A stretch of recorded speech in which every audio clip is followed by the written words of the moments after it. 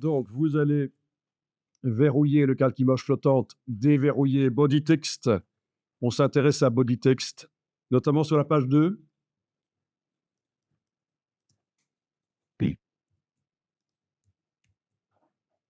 Donc, sur la page 2, vous avez des images qui sont ancrées dans le texte.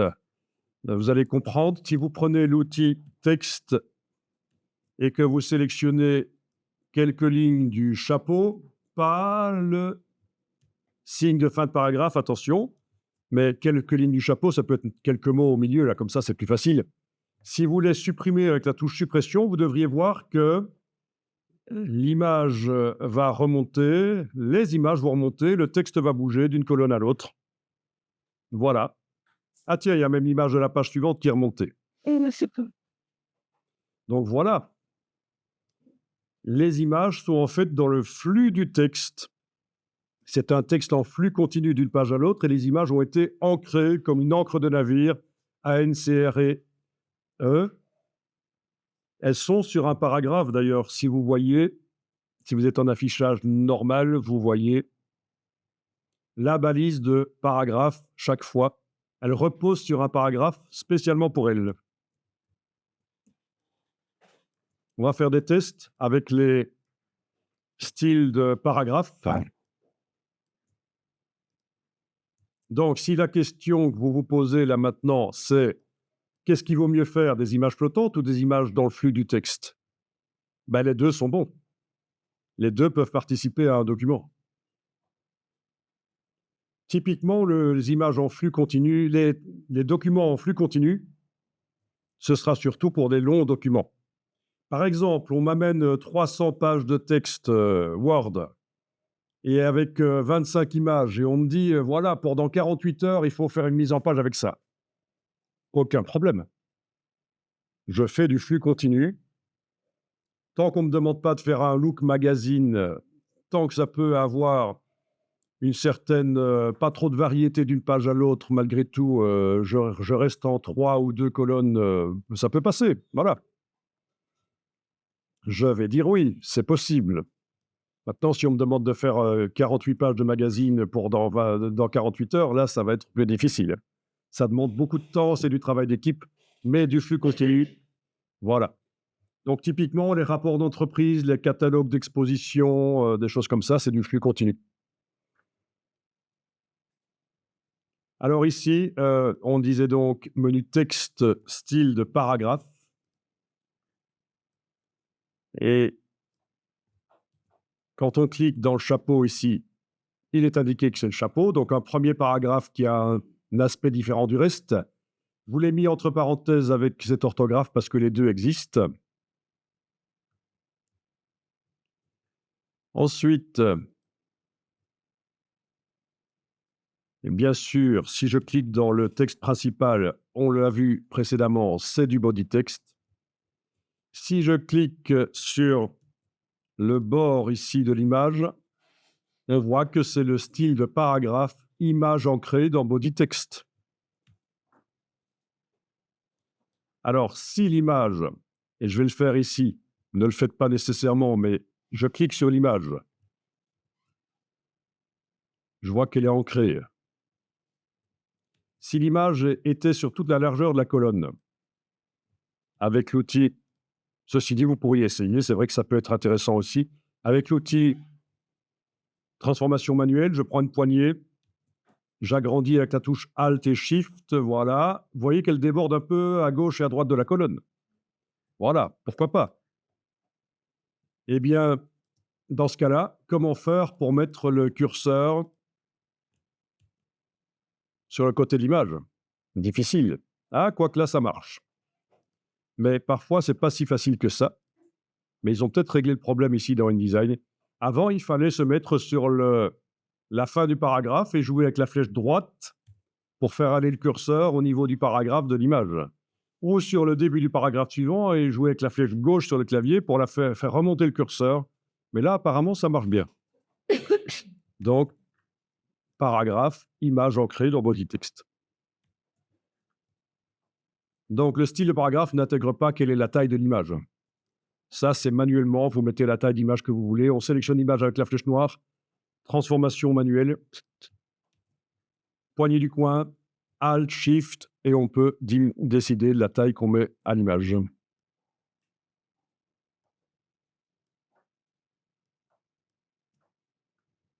Donc, ça n'est pas inscrit dans le style de paragraphe, la taille de l'image. Ça dépend de la taille que vous donnez au bloc de l'image qui repose sur le paragraphe.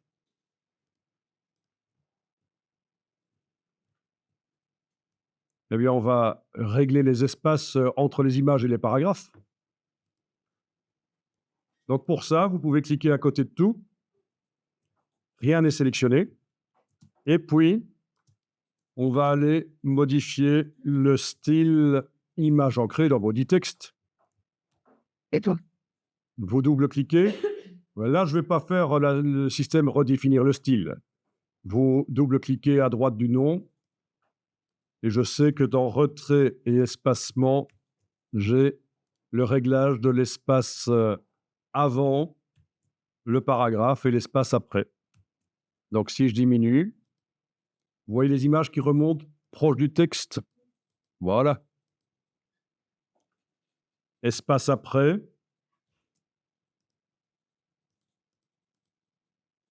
Ah. L'espace après, ça marche moins bien. Vous avez vu ça? C'est dingue. Je règle l'espace après l'image. Là, je suis à 1 mm. 2, 3, 4, 5. Regardez bien la page. 7, 8. Voilà, c'est seulement à partir de 7 que ça bouge. 6, ça bouge pas. 7 mm, ça bouge. 6, ça bouge pas. Pourquoi? Bonne question. Personne ne sait. C'est pas dingue. Exactement, le texte est calé sur la grille. Donc, avant qu'un espace après l'image agisse sur lui, il faut vraiment y aller, quoi. Et pourquoi l'espace à moi, ça fonctionne jamais? Parce que ça, c'est l'espace avant l'image. Ça ne... Une de base, c'est pas ça. Oui, tandis que là, voilà. Bien, donc, intéressant de voir que ça marche comme ça. OK, bon, là, j'ai mis 2 et 2, par exemple, voilà. 2 d'espace avant, 2 d'espace après. Mais comme le texte est calé sur la grille, ça n'est pas immédiat. Tiens, et le body text, il avait de l'espace avant et de l'espace après? Si on double-clique à droite de corps du texte. Ah oui, le body text avait un espace après de 5,4 mm. Donc, si je diminue, à un certain moment, l'image remonte. Voilà. Bon, c'est peut-être pas très heureux, je vais cliquer sur annuler, j'aime autant laisser de l'espace. Donc, des images dans le flux du texte.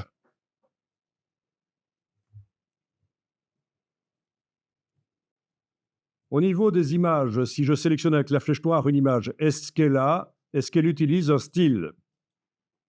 Je ne parle pas du paragraphe sur lequel elle est posée. Ça, je sais que ça utilise le style image ancrée dans Body Text.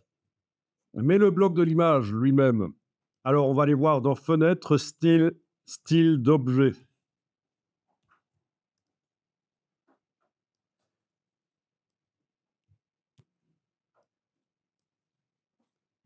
OK, il y a un style pour les images qui habillent.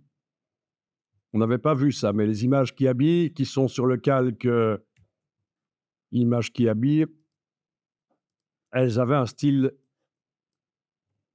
Oui, les images qui étaient sur le calque images flottantes, elles avaient leur style d'habillage.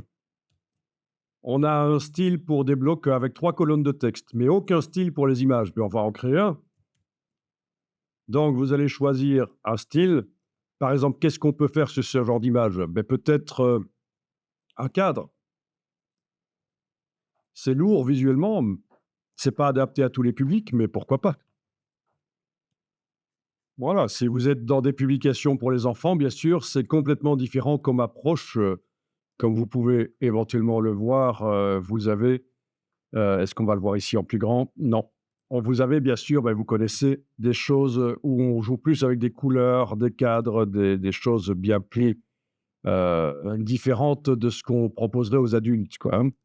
Donc, les cadres autour des images, pourquoi pas, mais attention, faut que ce soit adapté à la cible, adapté au public.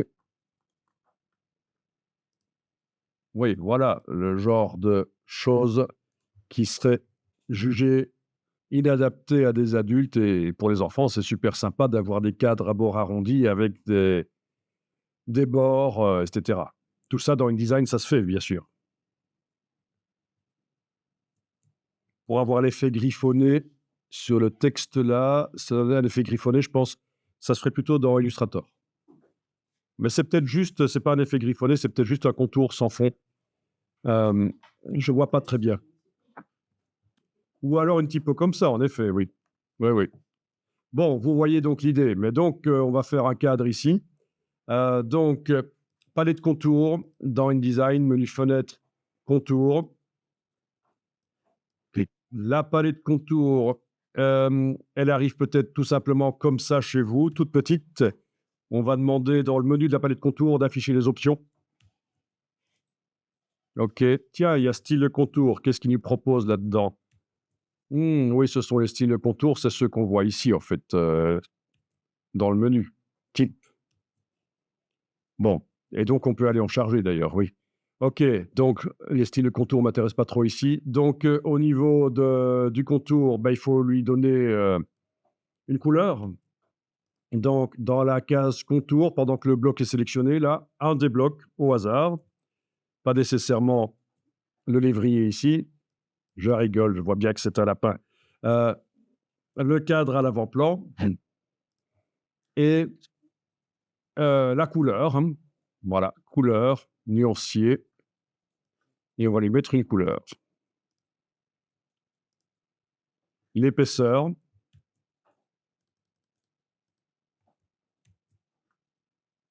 OK. OK, je vais lui mettre un cadre jaune, comme ça on voit très bien. On voit mieux pour la démo. Et alors, le type de contour, bien sûr. D'abord, est-ce que le contour se met à cheval sur le cadre ou à l'extérieur ou à l'intérieur? Ben, à cheval, ça va bouffer un peu de la photo. Donc peut-être que le mettre à l'extérieur, c'est pas plus mal. Alignement du contour extérieur. Oui, surtout qu'elle était cadrée serrée, hein. Ça, c'est à peine si on voit le dessus de la tête dans ce cas-ci. Bien, donc les coins sommets, est-ce que vous voulez des arrondis comme ça ou pas? Mais il y a d'autres manières de faire des arrondis dans InDesign beaucoup plus forts que ceci, en fait, hein. Donc, je vais laisser des sommets anguleux, mais sinon, vous avez vu que on a c'est vieux, en fait, hein. Ça reste là dans InDesign, ça date d'il y a longtemps. Il y a beaucoup mieux qui est apparu depuis pour faire des arrondis. On va tester d'ailleurs, tant qu'à faire. Donc, laissez en sommet anguleux, on fera les arrondis autrement. Au passage, oui, vous avez ici les types de contours, double, etc. Alors, voilà.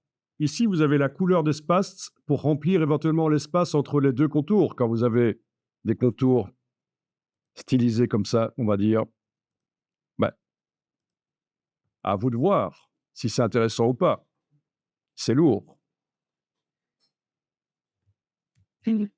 Donc là, je ne vais pas mettre de couleur d'espace, ça.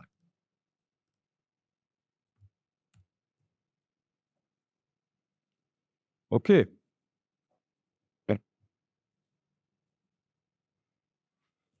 Au passage, vous voyez que c'est ici qu'on gère la création de flèches dans InDesign. Mais c'est sur des objets non fermés, des objets ouverts. Donc notre cadre, forcément, il est fermé, donc la flèche, ça ne va pas donner grand-chose, mais les flèches, c'est là qu'on décide le début de la flèche, la fin de la flèche, etc. On pourra y toucher un peu si vous voulez. Mais en général, quand on fait des schémas avec des flèches, on va plutôt peut-être privilégier Illustrator. Mais techniquement, il est possible de faire des flèches dans InDesign, dans Photoshop aussi d'ailleurs, c'est possible. Mais voilà, cette partie-là, les trois Enfin, les 3 lignes ici, c'est les flèches, on ne va pas s'en occuper ici.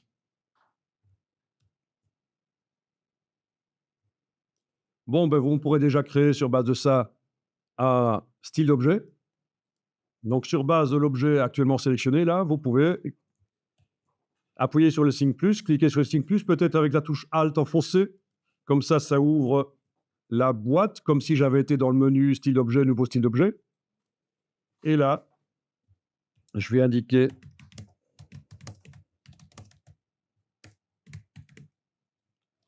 voilà, vous mettez quelque chose qui indique ce que ça fait.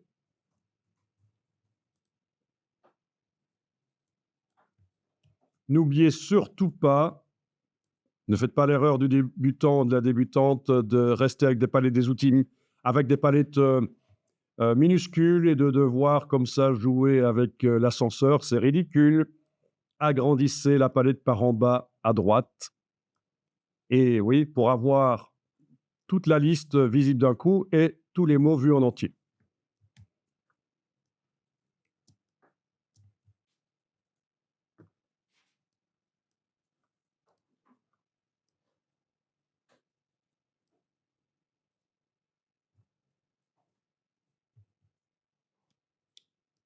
Pour ce qui est des pointillés, il y a ce qui est prévu là. Mais je ne vois pas où gérer les espaces entre les pointillés. Donc, c'est pas comme dans Illustrator, ou alors je me trompe, si vous voyez, vous me le dites. Mais c'est pas comme dans Illustrator, on peut vraiment faire du dessin technique avec les pointillés d'une certaine. Vous avez ah là, voilà, oui, ça dépend lesquels en fait, sans doute. Les points japonais, non, mais les tirets, lequel j'avais choisi ou j'avais vu apparaître? Voilà, là, une chose. Et ma mince alors. C'est tiré. Tu dois avoir un jour de non? L'avant-avant-dernier en bas, tiret là, voilà, oui, voilà, c'est ça. Honnêtement, je le fais plutôt dans Illustrator, mais bon, voilà, c'est bien. Il est dans InDesign aussi, les tirets. Donc, si vous avez du dessin technique à faire dans InDesign avec des tirets imposés, vous voyez ce que je veux dire, hein, ce sera là, voilà. Honnêtement, je l'utilise pas, donc je ne connais pas tout, hein. Vous ne trouverez jamais personne qui connaît tout InDesign. Donc, le principe, c'est comme dans Illustrator, on peut indiquer la dimension en points ou en millimètres, 5 mm, touche tabulation. Ça convertit en points parce que dans les unités, dans les préférences unités de InDesign, les contours sont réglés pour être en points, donc c'est typographique. Mais si vous les voulez en millimètres, c'est possible, hein, on fait ça. Dans les préférences, InDesign préférences, unité et incrément. Vous allez voir que vous avez le choix pour les contours d'être en points ou en millimètres. Oui, voilà. Tu peux faire des points, mais des espaces comme On va faire. ça. Si tu viens de mettre le bord, donc c'est vrai que le bord en Donc millimètres, OK. Donc voilà, c'est bien en millimètres. Oui, oui, en effet, comme dans Illustrator, si on enclenche les extrémités ici et on a si on a un tiret équivalent à l'épaisseur, alors on aura des ronds. Voilà, c'est comme dans Illustrator, oui. Enfin, on aura des ronds, ça dépend. Dans ce cas-ci, il faudrait faire quoi pour avoir des ronds? Il faudrait mettre 0 en fait ici, sans doute. Non? Ou 1? Comment est-ce qu'on fait pour avoir des ronds? une pointe peut-être. Plus de points, oui, peut-être. Bon, il faut voir. Des ronds, tu as réussi à en avoir? Non, je fais ça tout. Ah, En même temps, je fais finir plus tard que bien. ouais, 10 millimètres pour le blanc, par exemple, 10 mm, voilà. Et puis 1 point pour le tiret, Ouais, voilà. Ou 0 peut-être. Non, 0 ça marche pas. une seule. 0, ça fait des cercles quand même, on dirait, c'est bien. Voilà. Ouais, 0, ça fait des cercles. 0 de tiret, 10 millimètres de blanc, ça fait des cercles. Voilà, il manquait le blanc en fait, hein. Voilà. Et on a des cercles. Et l'espacement entre les points. Bon, voilà, je vous laisserai jouer avec ça, hein. Souvent, c'est imposé, hein. Si c'est pour un dessin technique, on sait comment il faut faire. Bah, dessin technique, on fait dans Internet. C'est plutôt dans Illustrator, hein. Ouais. Qu'on fera un dessin technique, c'est ce que je disais. Moi, je savais même pas qu'il y avait des pointillés là où j'avais oublié. Donc j'étais en train de vous dire que ce serait plutôt dans Illustrator, mais il y en a quand même. Pourquoi pas? Savoir que quelque chose existe, c'est déjà la moitié du chemin qui est faite. Alors Illustrator, pour le dessin technique, il est même pas, idéal, hein. Il faut ajouter un module externe pour que ça fasse vraiment du vrai dessin technique avec tous les outils. Vous avez quelque chose qui existe, que j'utilisais dans les années 90 et qui, existe toujours, qui s'appelle CAD Tools pour Illustrator, qui va ajouter, voilà, c'est là. Voilà, donc ça, c'est un module externe pour Illustrator pour augmenter les capacités dessin technique de Illustrator, parce qu'en standard, Illustrator n'est pas terrible pour faire du vrai dessin technique, complexe. Ils viennent à peine, en 2023, d'ajouter un outil qui permet de faire les cotes. Je ne sais pas si vous l'avez vu dans Illustrator. Sinon, ceci, c'est depuis, très, très longtemps, que je vous dis, ça fait 30 ans, quoi, qu'on a le dessin technique possible dans Illustrator, si c'est ça que vous voulez faire, si ça vous sert. Donc ça, c'est le genre de choses maintenant, on l'a dans Illustrator, mais depuis très peu de temps, depuis 2023. OK. Je me méfie quand je parle de ça à des étudiants parce que ça les fait rire, il faut que j'évite de donner le nom de la marque. Parce que quand je leur parle des Hot d'Or, ça les fait, rire. Heu, Au début, je me demandais pourquoi, mais maintenant j'ai compris. Alors, voilà les pointillés, OK, tout ça. Under. Qu'est-ce que ça doit se prendre sinon, c'est incroyable.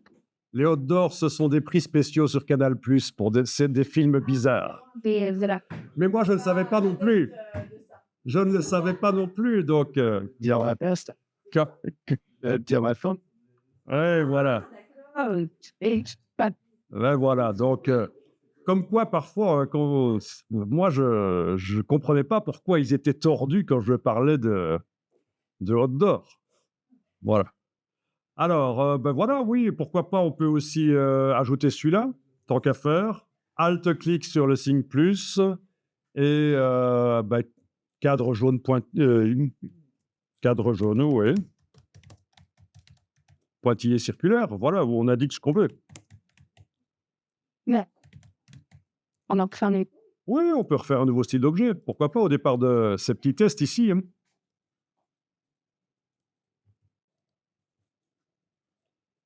Eh oui, quand on fait des conférences, des cours, on a parfois des surprises, des gens qui commencent à rire comme c'est pas possible.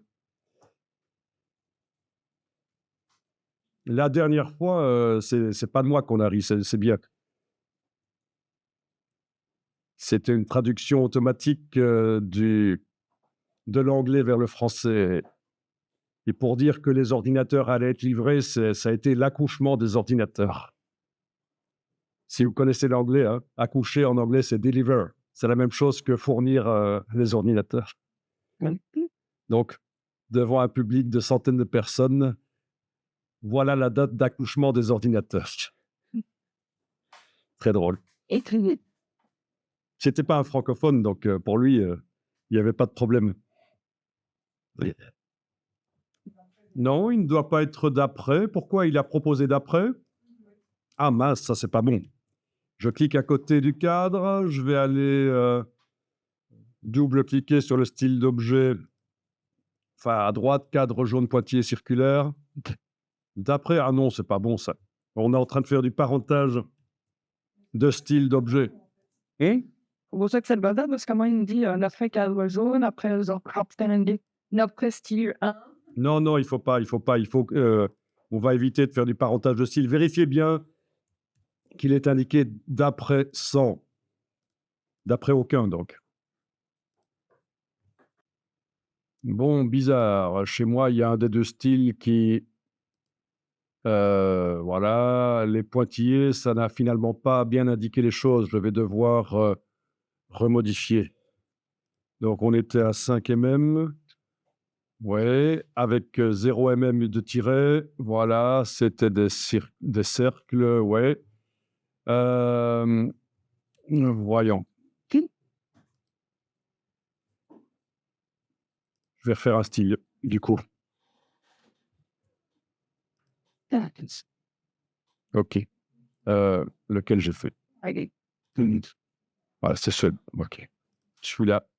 Ah, bah, il fonctionne maintenant. Ça dépend peut-être. Oui, il fonctionne. OK, on n'a rien dit.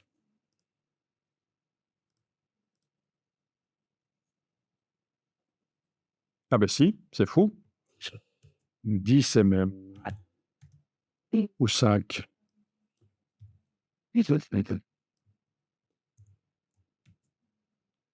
OK.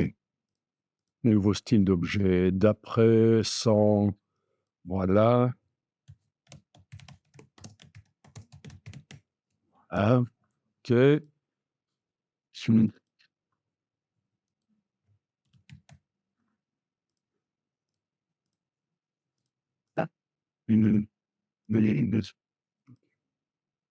Donc celui-là est foireux.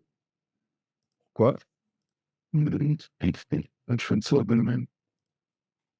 Ouais, il y a un truc qui se passe ici. Moi, j'arrive pas à marquer dans le style les tirets, visiblement. Il y a quelque chose certainement à faire. Vous arrivez, vous, à intégrer les filets, les tirets pointillés dans le style? Non? Ça ne va pas, hein? Ils veulent pas s'intégrer, hein? Donc, on va voir. Je vais tenter à nouveau. Donc, cette fois-ci, j'ai bien mes tirets comme je veux. Voilà.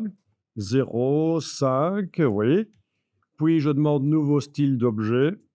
Et il faut que j'y aille pas trop vite. Il faut que j'aille vérifier ici ce qui se passe au niveau du contour. Dans le contour, il n'y a pas d'option pour intégrer. Ah, peut-être ça, type, peut-être tiret. Voilà. Par contre, il n'y a rien qui indique les tirets.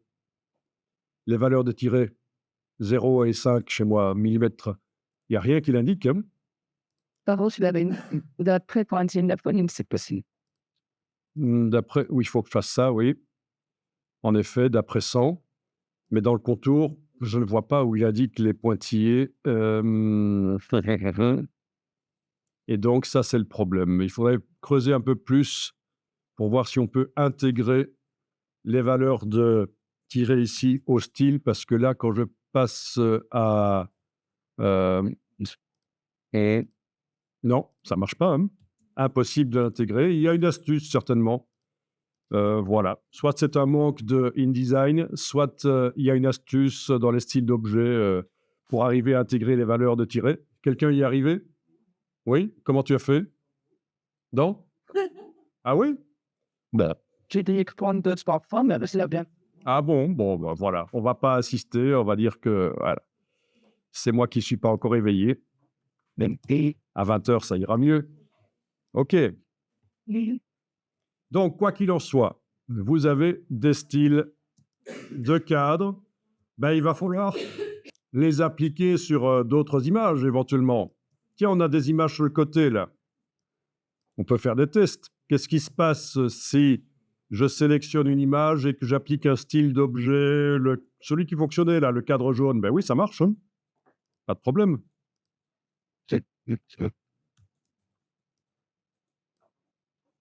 Donc, manuellement, en sélectionnant une ou plusieurs images, là, je peux les englober avec la flèche noire, bien sûr, et appliquer le style sur toutes ces images d'un coup. Cadre jaune, voilà. Tout ça est évident. Par contre, si j'ai des dizaines et des dizaines d'images sur lesquelles je vais appliquer le style d'objet, il faudrait peut-être automatiser. Non, je ne pense pas qu'on peut mettre le style d'objet sur le calque. C'est sur un objet qu'on met le style, mais sur le calque image flottante, non. En plus, on était dans body text avec des images ancrées, en fait. Hein. Il se trouve qu'il y en avait quelques-unes sur le côté de la page, mais... Ça parce qu'on parle de l'image seconde et personne. Alors voilà. Bon, avant de les appliquer, d'appliquer le style automatiquement sur les images qui sont dans body text, on va juste voir qu'en cliquant à côté, bien sûr, si on double-clique sur le style, on peut changer la couleur du cadre sur toutes les images qui utilisent ce style. C'est le principe du style, c'est une télécommande. Donc, couleur de contour, voilà, avec la case aperçu cochée en bas à gauche. Donc là, je suis allé double-cliquer à droite du nom du style cadre jaune autour des images ancrées et je montre qu'on peut juste aller changer la couleur, bien sûr. Voilà. Ça marche. Est-ce qu'on peut créer une couleur ici? En double-cliquant sur la case contour ici, vous avez la possibilité d'aller créer une couleur. En RGB ou en CMYK, peu importe. Voilà. OK, je crée cette couleur brique. Elle peut ne servir que pour ça.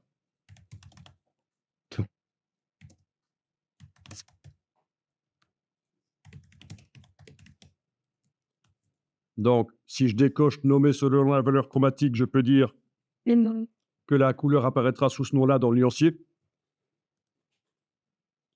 Je l'applique, elle apparaît dans la liste. Maintenant, je l'applique et voilà, on a cette couleur-là sur les images. Donc, si vous posiez la question comment est-ce qu'on fait pour créer une couleur quand on est là dans le réglage d'un style, c'est le double-clic sur l'échantillon et ça crée la couleur. L'épaisseur du contour si on veut, voilà. Bien. Ça, c'est une chose. On a fait une image, on lui a demandé, selon ces caractéristiques-là, de créer un style d'objet. On a appliqué le style d'objet à d'autres. On a vu qu'en n'ayant aucune image sélectionnée, en double-cliquant pour modifier le style d'objet, ça modifie tout. Voilà.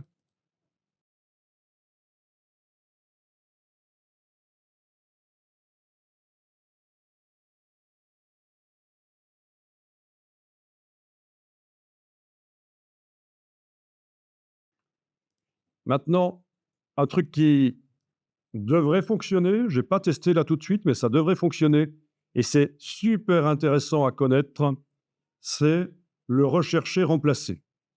Donc, vous avez toujours le calque body text qui est déverrouillé, les autres sont verrouillés. On va aller dans édition, rechercher, remplacer. On l'avait utilisé une fois pour rechercher les doubles balises de paragraphes et les remplacer par une seule. On avait eu dans requête ici ce qu'il fallait. Multiple return to single return, un truc comme ça en français. Mais ici, vous avez la partie objet. On va faire une recherche sur les objets. Vous voyez qu'on a une recherche sur les glyphes. Un glyphe, c'est un caractère, pas nécessairement une lettre, ça peut être un chiffre ou un autre signe. Le terme générique, c'est glyphe. On peut faire une recherche sur la couleur, remplacer une couleur par une autre, dans tout le document. Ça, c'est des recherches avancées, c'est ce qu'on appelle les expressions régulières. C'est super intéressant, mais c'est un peu complexe. Et ça, c'est la bête recherche sur le texte, avec, quand il faut inscrire une balise spéciale, vous avez le gizmo qui vous aide à savoir ce qu'il faut taper, en fait. Voilà, par exemple, si on recherche une fin de paragraphe, c'est ça, en fait. Mais vous ne le savez pas nécessairement, mais le gizmo vous aide. Ça, c'est quand on est dans le texte. Donc voilà le résumé des différentes recherches remplacées. Et je ne parle même pas du rechercher remplacé de police, c'est dans le menu texte, c'est encore autre chose. Avec aucun objet sélectionné, on veut appliquer sur tous les blocs images de ce calque body text, on veut appliquer le style cadre jaune autour des images ancrées. Bon, il est plus jaune, mais enfin, c'est pas grave. Édition, rechercher, remplacer. Dans la partie objet ici, je vais jeter avec la petite corbeille les petites choses qui restaient d'avant. On recherche quoi? Les blocs graphiques. Donc, pas des blocs de texte, pas des blocs dont on ne sait pas ce que c'est encore, mais vraiment des blocs pour images. Et ici, qu'est-ce qu'on recherche? n'importe quel style d'objet. OK. Donc, et on remplace par option de style, cadre jaune autour des images ancrées.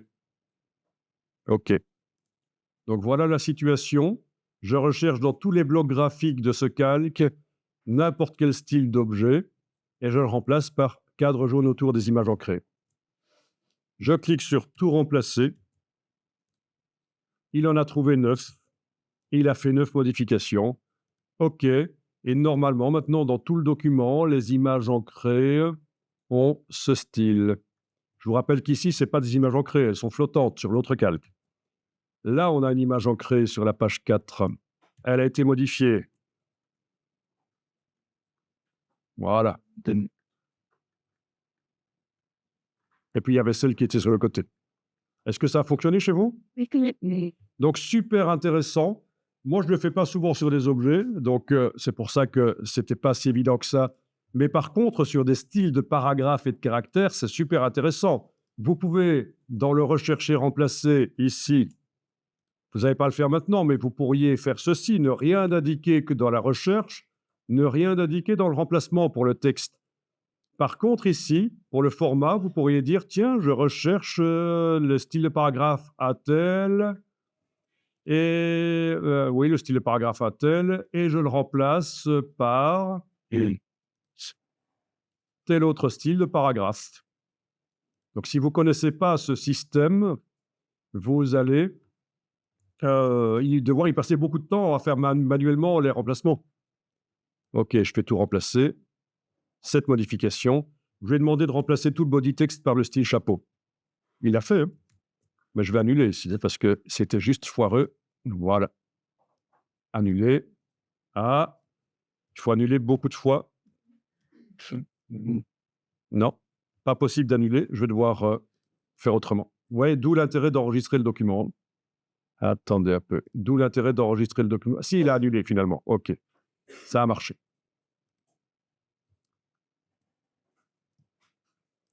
Quand on fait ce genre de choses, il vaut mieux enregistrer le document au cas où, avant, pour garder une copie, parce que si on foire tout le document. OK.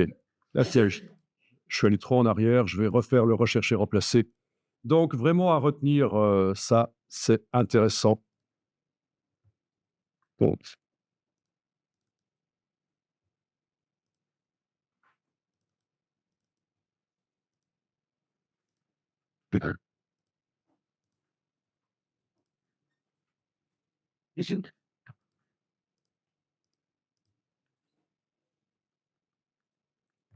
Et par rapport à ce document, je pense qu'il n'y a plus grand-chose à dire. Vous avez analysé, oui, la numérotation, on n'a pas été voir, mais ce sera plus tard.